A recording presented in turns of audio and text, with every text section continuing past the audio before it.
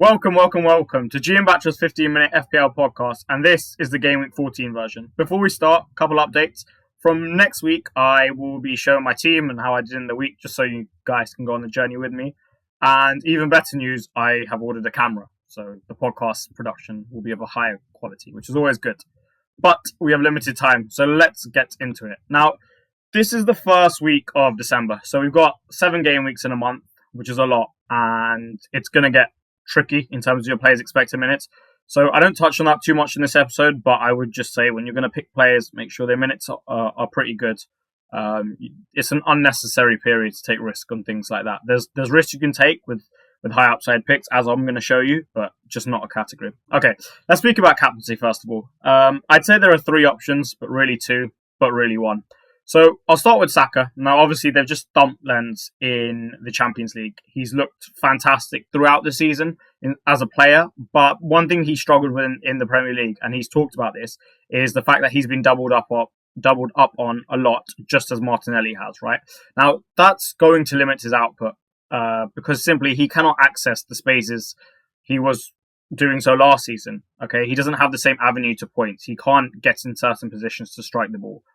He has to score goals like the ones he did against Nottingham Forest, or return through multiple assists because he's so good from that right half space at crossing the ball in, as an example, right, with that left-footed angle. So with a player like that, coming up against a side like Wolves, who, whilst they're without their 2 centre mids, I expect them and Arteta to have a very similar approach to how they've done in the past. And they've also performed admirably this season. And if it wasn't for them being harshly done by VAR, they would be in a very, very impressive position in the league, right? I think they'd be about 6 points off the top 4, 5 points, which is incredibly impressive. So I think it'll still be somewhat of a difficult game for Saka personally, just because of the fact he'll get doubled up on, and Wolves are a good side.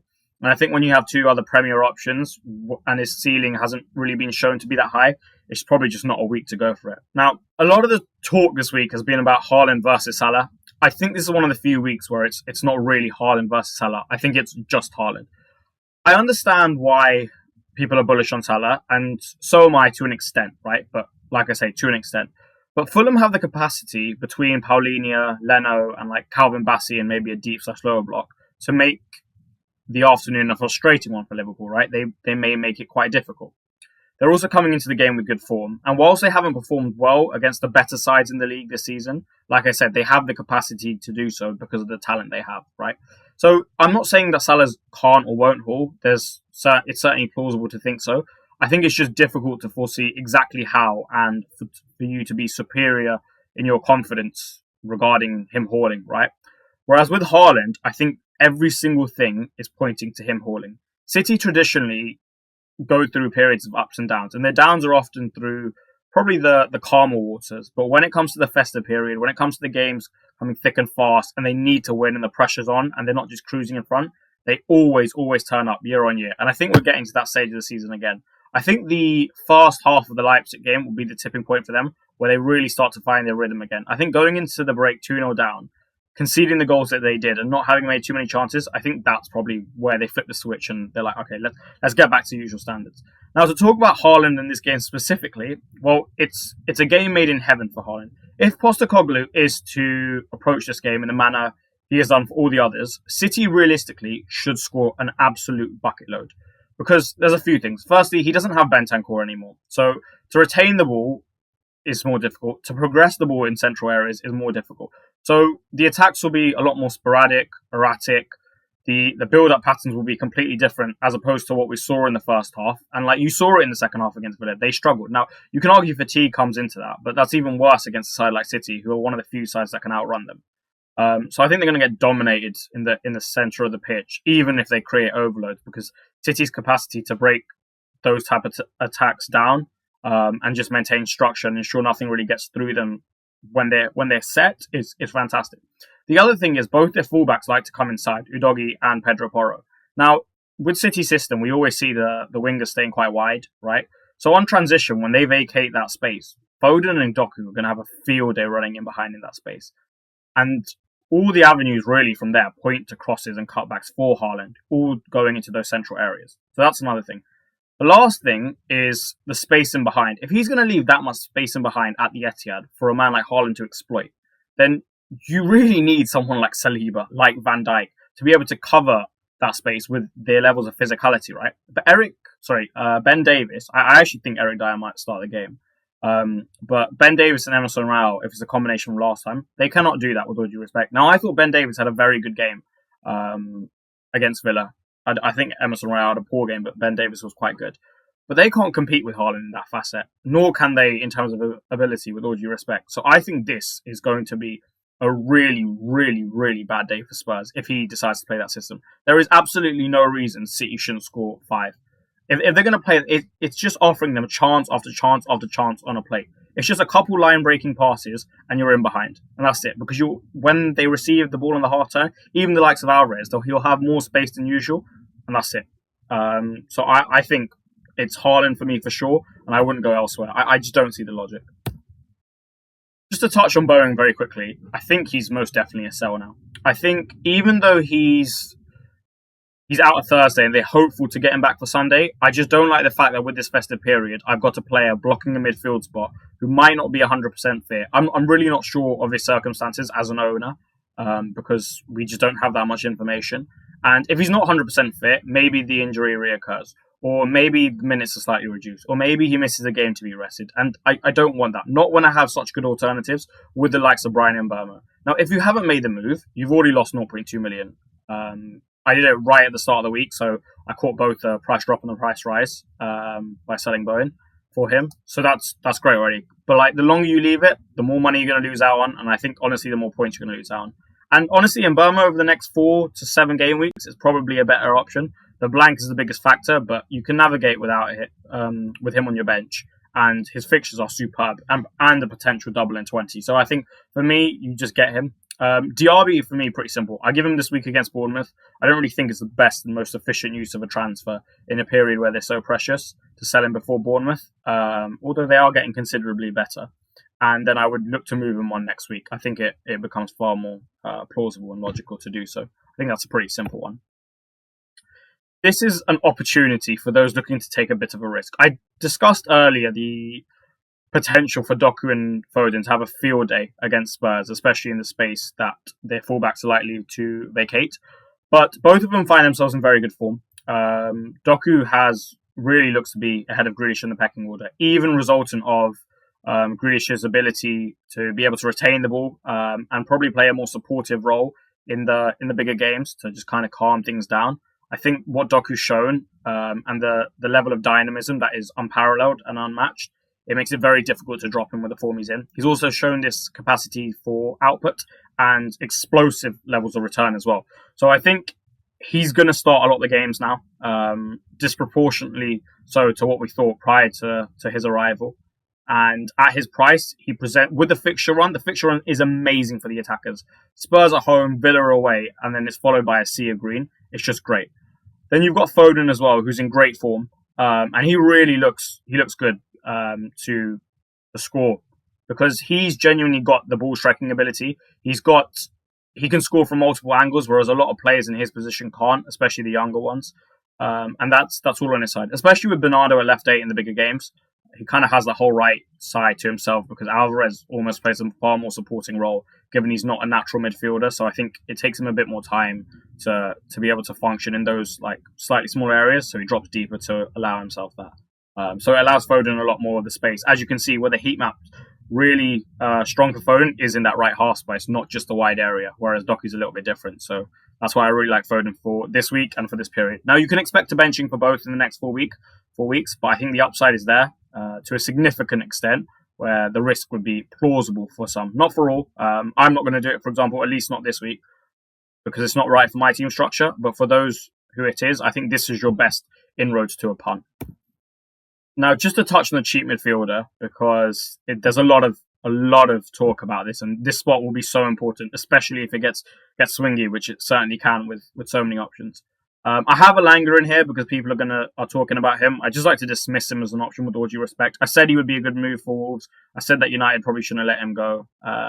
But nonetheless, I think as an FPL asset, you're not getting the right player. You're not getting someone who scores enough goals, who's in the right positions enough. So I think if you're going to go with Forest, I would go Morgan Gibbs-White. I like the fixture run. And I think he's one you just hold over the long term. Like Palmer, I think he's one who you just hold over the long term. and hopefully accumulate points. The thing with Morgan Gibbs White is he is the talisman, right? Central. He has brilliant progressive runs into the box, and even beyond the last man when he doesn't have the ball, which is really impressive. It's almost Matthias Nunes-like, as an example. And that's really going to help him to generate returns, especially with penalties.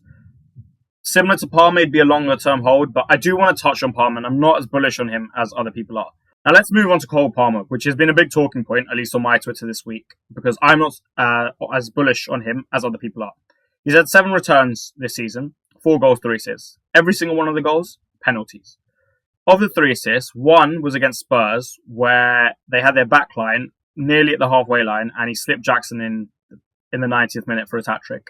The other was a big slice of luck against Fulham, where Broja had a big slice of luck to finish it. He's not someone who's a killer in and around the box. His ball striking isn't, I would say, sensational. He doesn't generate the power nor the angles that would be most beneficial for finishers right in and around the box. And as such, I don't think he's going to score a high volume of goals throughout the season from open play. Now, this isn't good for me when I'm looking at it as an asset. I don't want my player solely to rely on penalties. I want to be able to generate returns and hauls from just open play. Otherwise, it can be very circumstantial, okay? So that's one thing. Number 2, the fixtures aren't, I don't think, as good for him as they're being made out to be. Chelsea have struggled all season against low blocks, right? And nothing's really changed to suggest that, like no change in variable, to suggest that there will be anything different with regards to that matter until Nkunku comes back, okay? Now, with regard to Cole Palmer's expected minutes, I do not expect Nkunku to have a positive impact on that. Nkunku is Chelsea's best attacking player, without doubt. He's a phenomenal talent, right? And for those who haven't watched him, he really is a phenomenal talent, and I assure you he will prove that should he remain fit and get a good run in the side. He's going to come into the side. Now, Pochettino spoke about how his combination with Jackson was a massive loss for Chelsea, and it really was, because they did look good in pre-season. So there are going to be numerous games where they start together. Now, in those games where they start together, Palmer's not really going to play off the left, right? And Nkunku will play essentially probably that 10 role or off the right. If he plays that 10 role, sure, Palmer could play off the right.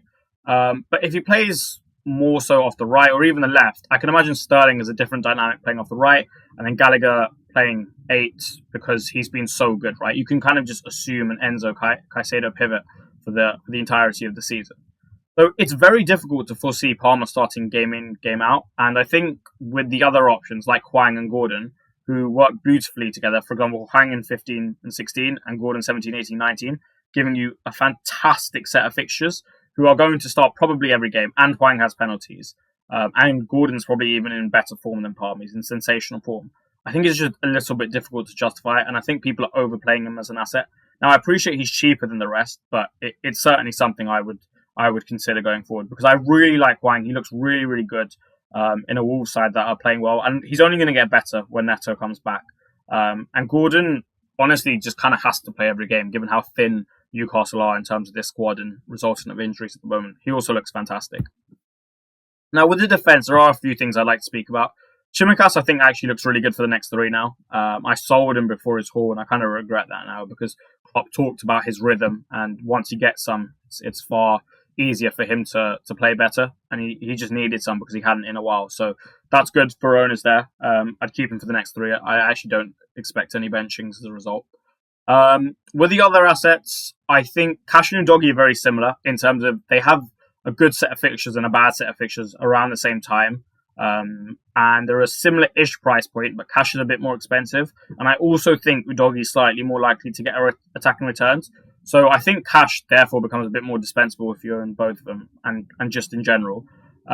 Because there are the likes of the Chelsea assets who are going to come on to for future planning, or someone like Ethan Pinnock, who's not mentioned on one of the slides, but I think could be a fantastic option from this week. So I think Cash to Pinnock, for example, this week is a very good move. Equally, Mitchell, Gahey, Anderson, I'd get rid of the lot. I think Palace are really going to struggle for clean sheets, given their upcoming run. And I would sell for the likes of Pinnock and the Chelsea assets in defence. I obviously talked about Udogie, and I actually think he's a very useful player to have in your squad. He gives you nice cover for 17, 18, where some teams have difficult fixtures in 17, and obviously 18 is the blank week. And it gives you good coverage down the line in the early 20s. So he's very useful just to keep that, and he's still cheap. Gabriel, I think, double Arsenal defence for the next 2 weeks, great, and then you sell him in 16. and then kind of go down the route again of Pinnock and Chelsea or Newcastle, like Lascelles, Livramento. I do think Livramento will eventually get benched one game. I'm not too sure about Lascelles. I think he'll get a good run through the month.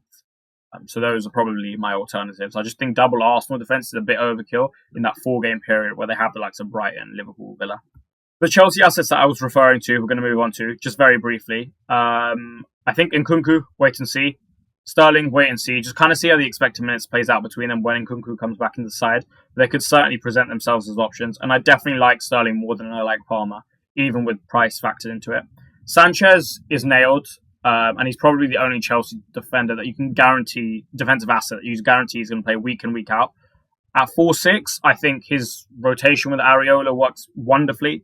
And if you can get him, I would. I think he's going to be a great asset. Reece James, I'm still all for it. I know that his recovery was a bit different this time around. I know that it was slightly slower. And they approached it in a different manner, and he said himself that he feels better than he ever has coming from an injury. They rushed it less. And I think his suspension against Brighton is really good for prospective owners. It means he doesn't have to play 3 games in the space of a week. Rather, he plays the game against the following game after Brighton, which is Man United, and then he embarks on his good run. He probably gets benched in the cup for Malagusto. So I think for the next 4 game weeks, that's how I've calculated it. The next 4 game weeks, I expect him to start every single one in the Premier League after Brighton. So I really like that. And he got into good positions against Newcastle. So I expect attacking returns.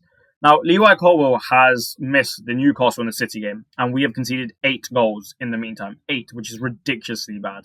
I think he will come back into the side in some form, whether that be a left back or left centre back. And as such, I think he could be a really good option at 4-5. I'm almost happy to accept a benching given how cheap he is. Knowing that maybe I get an attacking return here or there if he is playing left back. I think you see the Man United game, because Cucurella I don't think is going to play the Brighton game. I think you see what happens in the Man United game, so you kind of get a 2-game week span of information, and then if he starts both, you get him in, and you could probably double these two as a result. Just to touch on the strikers briefly, what I really wanted to talk about here was expected minutes. Solanke and Isaac I see as pretty similar, both on penalties and both probably playing a lot of minutes, right? Isaac's obviously not got a lot of competition considering Wilson's out, and Solanke's got a great run. My preference is still Solanke because you can move that money into the defence, and I think he can go punch for punch with these other forward assets over his great run. I do like Isaac, but I think essentially like for a mil cheaper, Solanke's better value. And same with Nunez. I think eventually he's going to get benched maybe 1 game or early substitutions with, even though Hotta's out, like Gakpo will come into the side at least once. It's kind of harsh for Klopp. And I think it'd be poor man management to not give him 1 game. And Klopp's always been good at that. So I think Gakpo will come into the side at some point. I'm just a little bit wary that he hasn't actually... He's looked good. Like, he does everything but finish. But resulting in that, the ceiling hasn't really been there. So that's why I think you can kind of afford to go for Solanke over these two. And I'm still very bullish on Dominic as an asset when you consider the game as a whole. And that concludes things. So if you could follow Fantasy Football Hub and myself on Twitter at FPL_Jian Batra, that would be great. And if even greater, if you could like and subscribe, we would really, really appreciate that. Make sure to download the app and rate the podcast. And we currently have a Black Friday deal. So 30% off if you guys want to check that out. And that concludes the podcast. I will be back for Game Week 15. I'm going to make sure that there is one every week rather than sandwiching it together. And I wish you the best of luck and enjoy your green arrows this week. Bye-bye.